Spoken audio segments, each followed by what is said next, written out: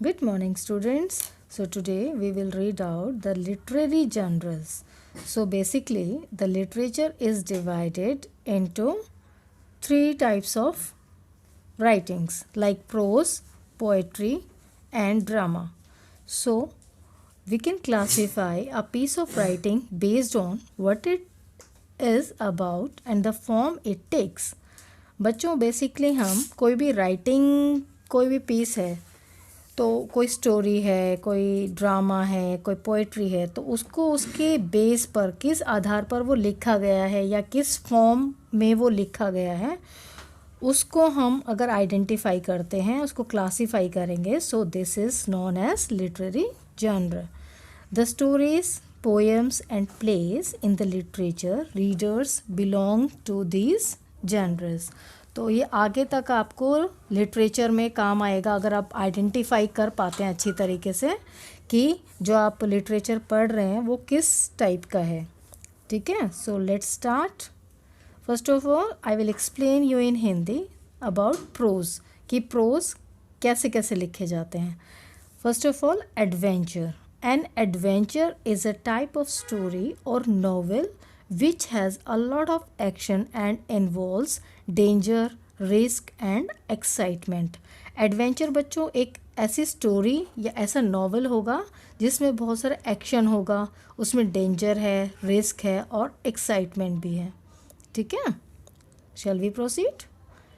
आगे है autobiography. And autobiography is an account of a person's life written by that person. बच्चों autobiography होता है कि खुद किसी पर्सन ने अपनी ही लाइफ के बारे में खुद से लिखा हो, अपने जीवनी के बारे में, उसे ऑटोबायोग्राफी कहते हैं. Next is biography. A biography is an account of someone's life written by someone else. अब बायोग्राफी क्या है? बायोग्राफी किसी इंसान की ज़िंदगी के बारे में, उनकी जीवनी किसी दूसरे द्वारा लिखी गई, दैट इज़ कॉल्ड बायोग्राफी. तो आप बायोग्राफी और ऑटोबायोग्राफी में डिफरेंस आपको पता चल गया ना. ठीक है. आगे बढ़ते हैं. अ फैबल स्टोरी क्या होता है? फैबल देख लेते हैं क्या होता है. A fable is a story about supernatural और extraordinary creatures. Fable stories क्या होती हैं? ये सुपर नेचुरल और एक्स्ट्रा ऑर्डनरी क्रिएचर्स होते हैं, उनके बारे में कहानियाँ हैं with a moral lesson at the end, जिसमें एंड में एक मोरल लेसन भी होता है. In fables animals, plants and non living things often speak as humans.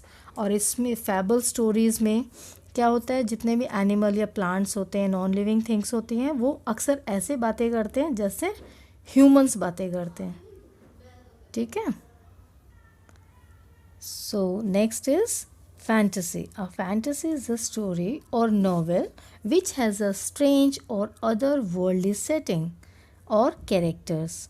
इस फैंटेसी स्टोरी में या नॉवेल में क्या होता है? इसमें एक अजनबी, अजीब तरीके की, एक अदर, दूसरे ही दुनिया की एक वर्ल्डली सेटिंग होती है या कैरेक्टर्स होते हैं. It often involves magic and super natural creatures. इसमें फैंटेसी में क्या होता है कि इसमें अक्सर मैजिक होगा या सुपर नेचुरल क्रिएचर्स होंगे. Okay. So next is gothic fiction. बच्चों gothic fiction is a style of writing that has elements of fear, horror, death and gloom.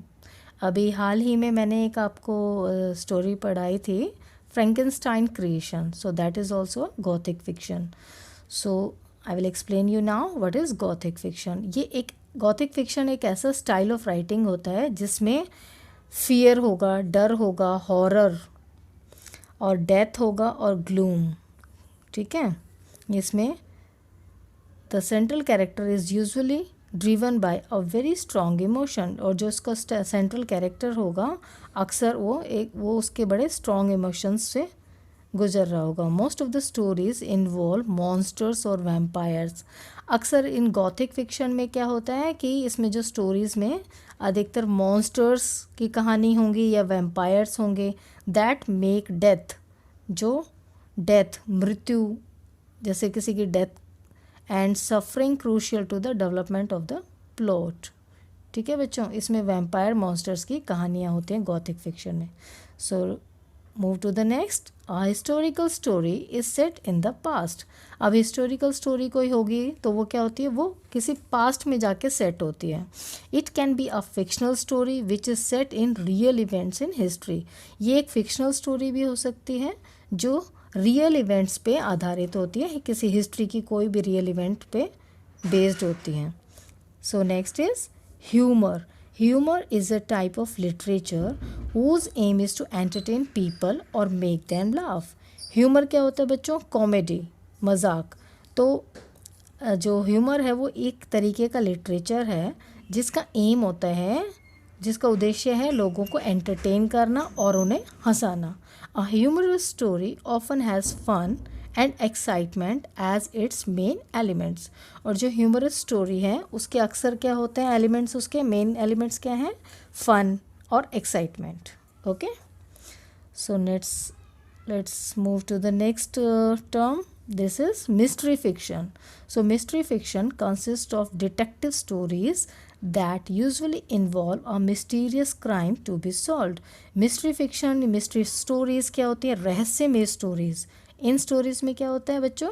Detective stories होती हैं. अक्सर उसमें मिस्टीरियस क्राइम होता है, उसमें सॉल्व किया हुआ क्राइम दिखाते हैं. कोई क्राइम दिखाएंगे, उसमें फिर सॉल्व भी दिखाएंगे एट द एंड उसका.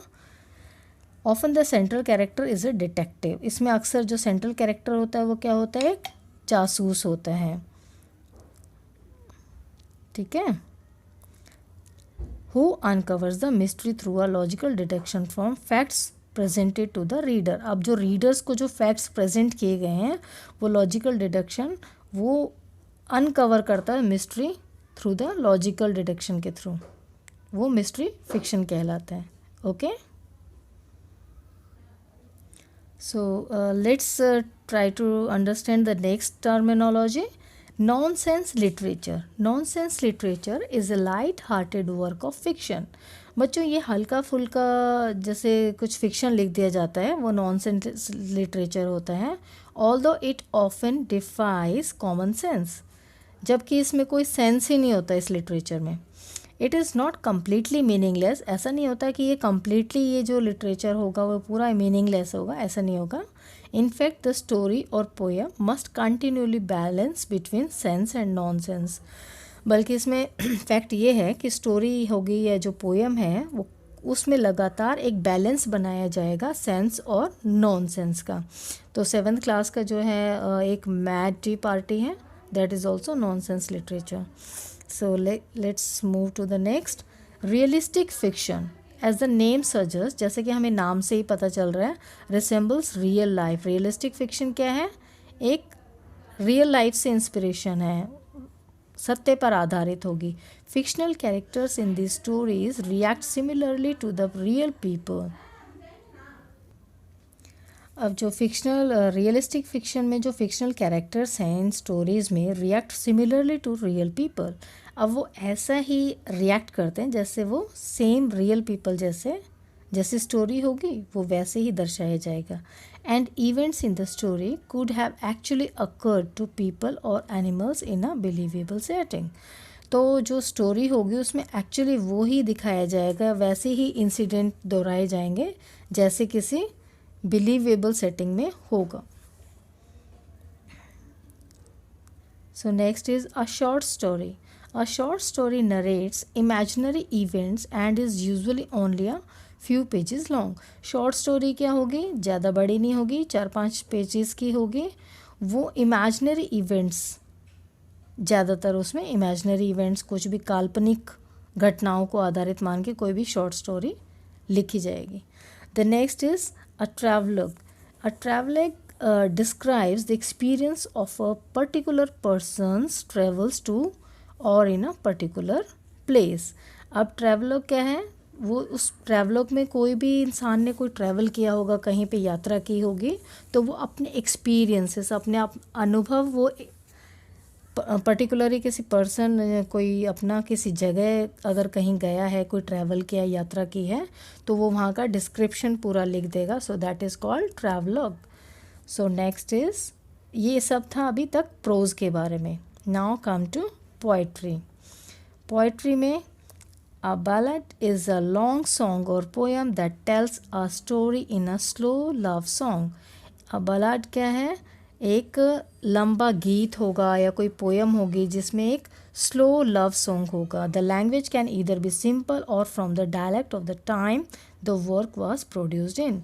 अब जो वो घटना जिस टाइम की ली गई है वहाँ की या तो लैंग्वेज या तो सिंपल होगी या फिर वो डायलेक्ट होगा, जैसे कोई डायलॉग कोई बातचीत होगी.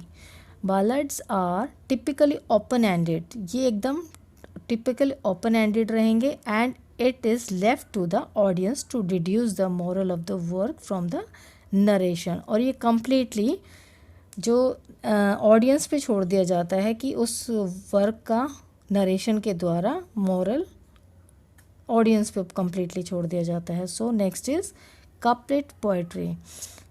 Couplet poetry has a series of successive rhyming lines paired in a verse. It is marked by a usual rhythm or rhyme scheme. Couplet poetry में क्या होता है, एक राइमिंग लाइंस रहेंगी आपकी थर्ड लाइन और फोर्थ लाइन या second line या फोर्थ लाइन, कोई भी जो स्कीम होगी वो राइमिंग होगी, रिदम होगा उसमें एक पोएम में. Okay. The next is fable poetry. Fable poetry is a simple story in verse that provides moral lesson at the end. जैसे मैंने फैबल प्रोज में बताया था, फैबल स्टोरीज़ में बताया था कि फैबल पोइट्री में एक सिंपल स्टोरी होगी जो वर्ड्स में होगी, गीत की लयबद्ध होगी और उसमें मोरल होगा eight the and. Fables usually personify animals characters by giving them human attributes. फैबल में क्या होगा, ज़्यादातर एनिमल कैरेक्टर्स को एक ह्यूमन एट्रीब्यूट्स दिया जाएगा. Free verse is a poetry that does not rhyme और हैव अ रेगुलर रिदम और पैटर्न. फ्री वर्स में ऐसी पोएम होगी जिसमें ना तो कोई राइम होगा ना कोई रिदम होगा या कोई पैटर्न होगा, वो एकदम फ्री वर्स लिखा जाएगा. Next is a lyric poem. A lyric poem is a short poem whose main purpose is to express emotions or a state of mind. Lyric poem क्या होगी, एक शॉर्ट पोएम है जिसका मेन पर्पस है express करना emotions को या state of mind को. It does not depict actions और इवेंट्स. ये इसमें कभी भी एक्शन या इवेंट्स घटनाओं को कभी भी दर्शाया नहीं जाता है एज नरेटिव पोएम्स डू. ठीक है. Next is a nonsense poem. A nonsense poem such as मैंने जैसे प्रोज में बताया आपको is light hearted rhyming poem होती है, ऑफन फॉर यंग पीपल, ज़्यादातर यंग पीपल के लिए, with peculiar characters in unusual situations और an unusual way of describing everyday things. अब रोज़मर्रा की जो चीज़ें हैं या अनयूजुअल तरीके से अनयूजुअल सिचुएशंस में उन कैरेक्टर्स को डिस्क्राइब करना जिसका कोई सेंस ही नहीं होगा, ऐसी पोएम लाइट हार्टेड रहेगी, उसको नॉनसेंस पोएम कहते हैं. तो बच्चों ये सब था पोइट्री के बारे में. उससे पहले मैंने प्रोज के बारे में बताया था. Last is drama. Drama is a type of literature. Drama एक ऐसा लिटरेचर का टाइप है that narrates a story which is meant to be acted out for an audience. अभी ऑडियंस के लिए लाइव जैसे ड्रामा होता है, स्टेज पे परफॉर्मेंस होती हैं, ये उस टाइप का ड्रामा है. There are 2 main types of drama. अब ड्रामा में भी 2 प्रकार के होते हैं, ट्रेजिडी एंड कॉमेडी. या तो वो दुखद घटना पर आधारित होगा ड्रामा या फिर हास्य कविता पर. ठीक है बच्चों, this is all about literary generals. Thank you very much. I hope this all will help you in your literature classes. Thank you very much for watching.